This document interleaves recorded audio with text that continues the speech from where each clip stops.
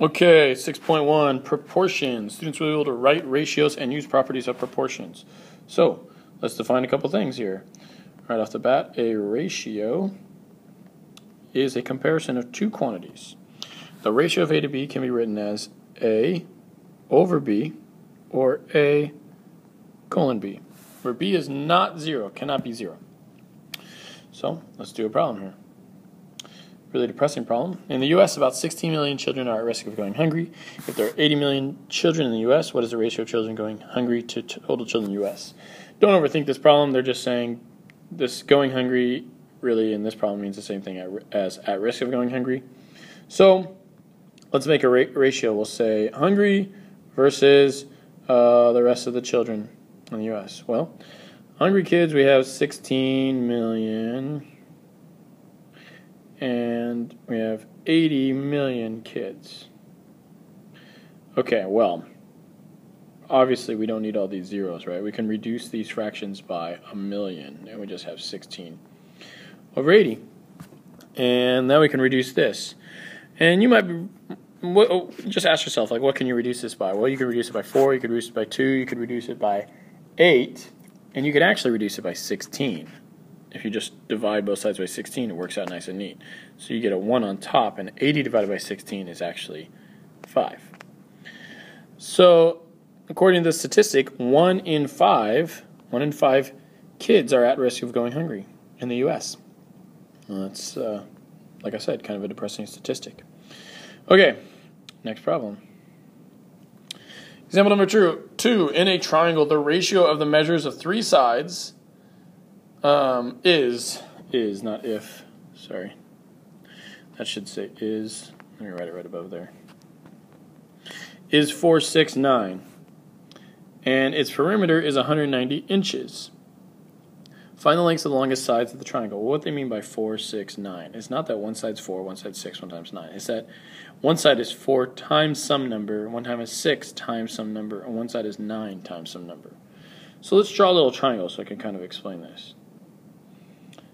This side would be 4x, this side would be 6x, and this side would be 9x.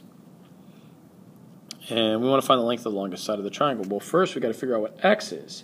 So what we do is we know the perimeter is 190 inches, so we can say 4x plus 6x plus 9x equals 190, because the perimeter is the whole thing.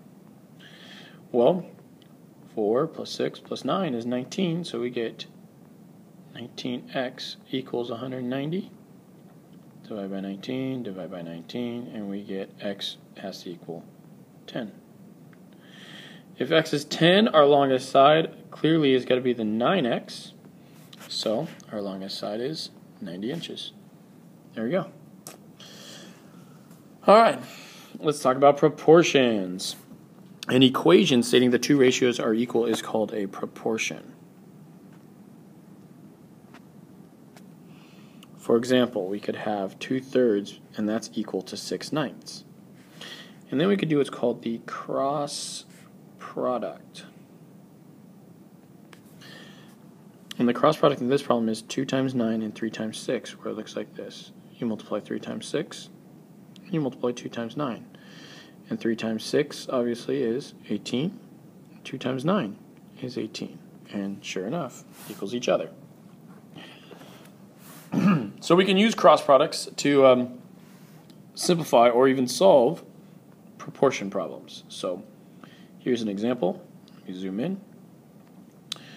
3/5 equals x over 75. So we can just take the cross product here. We get 5x. Take the cross product here. We get 225. Divide both sides by 5. Divide by 5. We get x equals 45. Done. That's it. Let's go to this next one. We can do the same thing. We just take the cross product. So we get 2 times 3x minus 5 is equal to 4 times 13, which is 52. 2 times 3x is 6x. 2 times negative 5 is negative 10.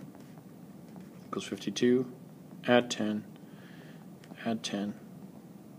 We got 6x equals 62. Divide by 6, divide by 6.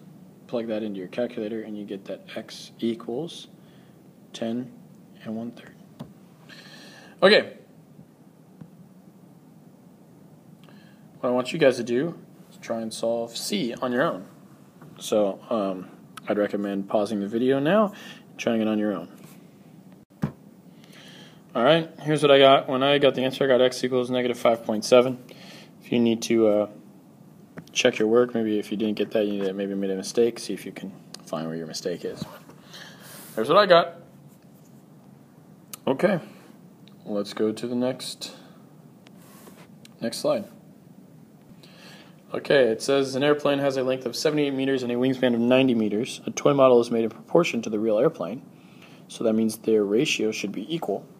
If the wingspan of the toy is 36 centimeters, find the length of the toy. Okay, here we go. Well,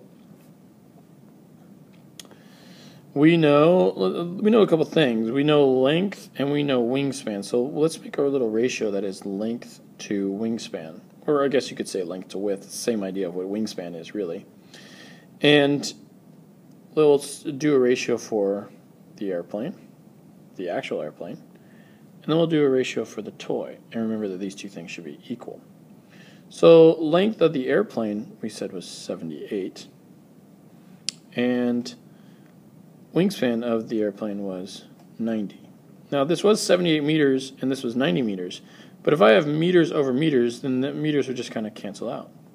And we could say equals, and we don't know the length of the toy, but we do know that the wingspan is 36 centimeters. Well, we can do what we've been doing before, and we can do the cross product. So you would end up with 90 times L equals 78 times 36. And let me just type that in the calculator so I can make sure I get it right. It's 2808. Remember, centimeters. Divide by 90, cancels, and you get 2808 divided by 90 is 31.2. So you could say that L has to be 31.2 centimeters. And that's it. So do the summary on your own. Try and think of an example where you might use ratios in the real world. Explain how you would use it. In my first period class, somebody did boys to girls. So you could just say, hey, boys to girls in my class. And there were 16 girls, or 16 boys, I believe, and 15 girls. So ratios can be used for all different things. So try and think of one on your own. Okay, bye.